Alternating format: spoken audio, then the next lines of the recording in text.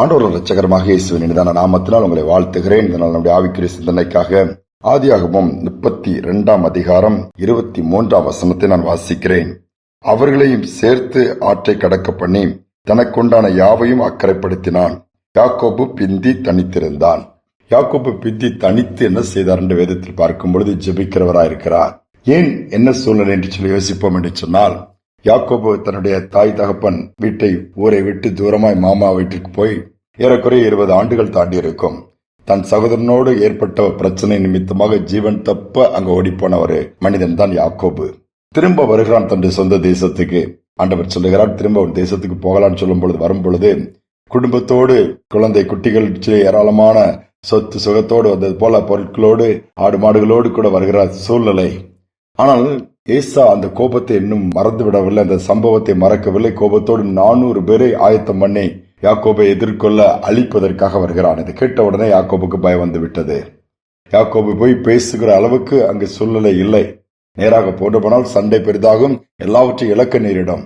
என்ன பண்ணுகிறான்? தனித்து போய் ஜெபிக்கிறான். எல்லாவற்றையும் அக்கறைப்படுத்தி விட்டு யாரை வச்சு பேசலாம், எப்படி சமாதானம் பண்ணலாம், என்ன செய்யலாம்னு சொல்லி முட்டி மோதவில்லை. மாறாக ஆண்டவருடைய சமூகத்துக்கு போய் ஜெபிக்கிறார். யோசித்து பாருங்க, சூழ்நிலை தலைகளாக மாறுகிறது. ஜெபிக்கும் பொழுது அங்க என்ன நடக்கிறது?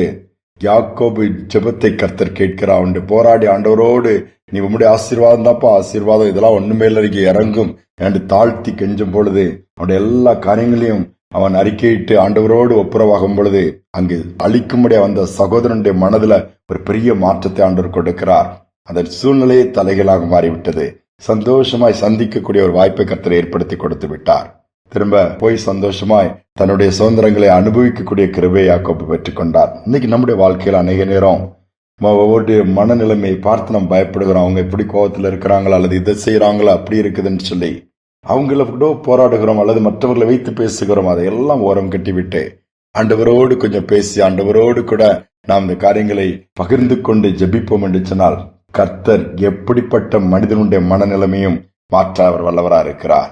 ஒரு அருமையான கணவன் மனைவி பிள்ளைகள் அழகான குடும்ப வாழ்க்கை போய்கொண்டிருக்கும் திடீரென்று புயல் வீச ஆரம்பித்தது. ஏனென்றால் கடன் பிரச்சனை. எப்படி அந்த கடன் வந்தது என்று சொன்னால், மனைவி கணவனுக்கு தெரியாமல் பணத்தை எடுத்து ஒரு இதில் இன்வெஸ்ட் பண்ணுகிறார்கள். அது அங்கே ஏமாற்றப்பட்டு விடுகிறது. அந்த பணம் முழுவதும் போய்விடுகிறது. தெரிய வந்தது கணவனுக்கு ஒரே வருத்தம், ஒரு பக்கம் கோபம். நான் எவ்வளவு கஷ்டப்பட்டு உழைத்து சேர்த்து வைத்த பணம், அது ஏதாவது வாங்கி போயிட்டால் பரவாயில்லை, அல்லது ஏதாவது செய்து நானும் ஒன்றுக்கும் உதவாமல் இப்படி போட்டு வீணாக்கி விட்டாயின்னு சொல்லி கோபம். என்ன செய்வது? இந்த மனிதனுக்கு அதிகமாக கோபம் வர வர மனைவியை கொன்று விடலாம் என்கிற ஒரு மனநிலைக்கு போய்விட்டான். அந்த மனிதன் சொல்லுகிறார், வேலையில போய் செய்யும் பொழுதெல்லாம் வீட்டிற்கு போனால் மனைவியை கொன்று விட வேண்டும் அப்படி நினைத்துதான் வாகனத்தை எடுத்து வேலையை முடித்து திரும்புவாராம். ஆனால் வீட்டிற்குள் வந்த பிறகு அந்த மனநிலைமை மாறிவிடுமா? எப்படி ஒரு ஒண்ணுமே புரியவில்லை. ஏன் அந்த மனைவி ஜெபிக்கிற ஒரு மனைவி, ஏதோ தவறு நடந்து விட்டாண்டவரே, நான் தப்பு பண்ணிவிட்டேன், உண்மைதான், என் கணவனுக்கும் அதை பாதித்து விட்ட அவருடைய உழைப்பது எப்படி நான் மாற்றுவது, இது எப்படி இது பண்ணுவது தெரியலே, நீங்க தான் அந்த காரியத்தில் இறங்கி உதவி செய்ய வேண்டும் என்கிற ஒரு ஜெபம். கணவன் வீட்டிற்கு வந்தவுடனே அந்த மறந்து அந்த மனநிலையே மாறி சமாதானமாகி விடுவாராம். நாட்கள் சென்றது, இழந்தது அத்தனை திருப்பிக் கொண்டார்கள். தேவனுடைய நாமம் மகிமைப்பட்டதா? யோசித்து பாருங்கள். இதே போலதான் நம்முடைய வாழ்க்கையிலும் கர்த்தர் நமது ஜெபத்தை கேட்டு சூழ்நிலைகளை மாற்ற விரும்புகிறார்.